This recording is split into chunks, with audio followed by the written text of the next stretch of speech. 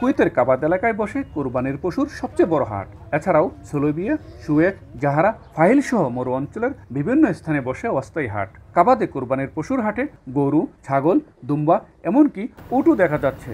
চলছে হাকডাক আর দর কষাকষি। এসব পশু আমদানি করা হয়েছে সৌদি আরব, ইরান, সুদান, সোমালিয়া, পাকিস্তান, মিশর সহ বিশ্বের বিভিন্ন দেশ থেকে। প্রবাসী যারা বিভিন্ন কারণে দেশে যেতে পারেননি তাদের মধ্যে অনেকেই কুরবানির প্রস্তুতি নিচ্ছেন। কেউ কেউ কুরবানির পশু কিনেছেন, আবার অনেকে ঘুরে দেখছেন ও দরদাম করছেন। গরু এখনো পছন্দ হয় নাই আর কি, দেখা দেখে করতেছে গরু। ওইদিকে দেখলাম সোমালিয়ান গরু, ওইটা একটু দাম বেশি। এইগুলা বাংলাদেশের মতো একদম সেমই, বেশি দাম হয়, একটু বেশি দাম মনে হইতেছে। এই জন্য আমরা একটু অপেক্ষায় আছি, ফ্যামিলি নিয়ে আসছি, সবাই দেখতেছে, দেখি কি হয়।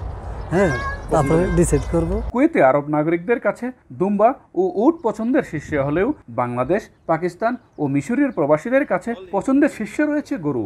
এবার 180 কেজি ওজনের একটি ছোট গরু বিক্রি হচ্ছে 350 দিনারে।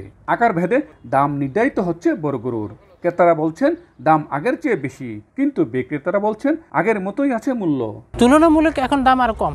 কাস্টমার আসতেছে, কেউ দেখতেছে, কেউ কিনতেছে, কেউই আরো দিন আছে, এই জন্য কেউ অপেক্ষা করতেছে যে ঈদের হয়তো একদিন আগে বা 2 দিন আগে নিবে, বা অনেকে আছে ঈদের দিনে নেবে, এই জন্য সবাই আর কি অপেক্ষা করতেছে।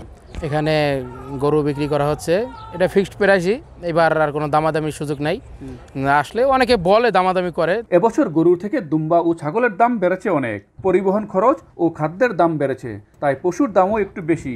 বিক্রেতারা বলছেন এবার তারা ভালো মানের পশু এনেছেন। কুয়েতের আছে, সৌদির দুম্বা আছে, ইরানের দুম্বা আছে, এরপর সুরি দুম্বা আছে, উদ্দুন আছে, এরপর তেজ আছে, তেজ খাসি যেটা বলে খাসি আছে, সকল প্রকারের মাল আছে। হাটে পশুর স্বাস্থ্য পরীক্ষা এবং পরিচর্যার ব্যবস্থা রাখা হয়েছে। কুয়েত সরকারের পক্ষ থেকেও আছে নজরদারি। কুয়েতে মোর এলাকা কাবাদ, এখানে বসেছে কোরবানির বিশাল পশুর বাজার। এখানে কুয়েত প্রবাসী, বাংলাদেশি সহ বিভিন্ন দেশের প্রবাসীরা কোরবানির পশু কিনতে ভিড় করেন। গরু, দুম্বা, ছাগল থেকে শুরু করে উট পর্যন্ত পাওয়া যাচ্ছে এই বাজারে। এবার দাম কিছুটা বেশি হলেও প্রবাসীরা ধর্মীয় অনুভূতিকে প্রাধান্য দিয়ে সাধ্যমতো পছন্দের পশুটি কিনছেন। কুয়েতের কাবাদ থেকে মঈন সুমন, সময় সংবাদ।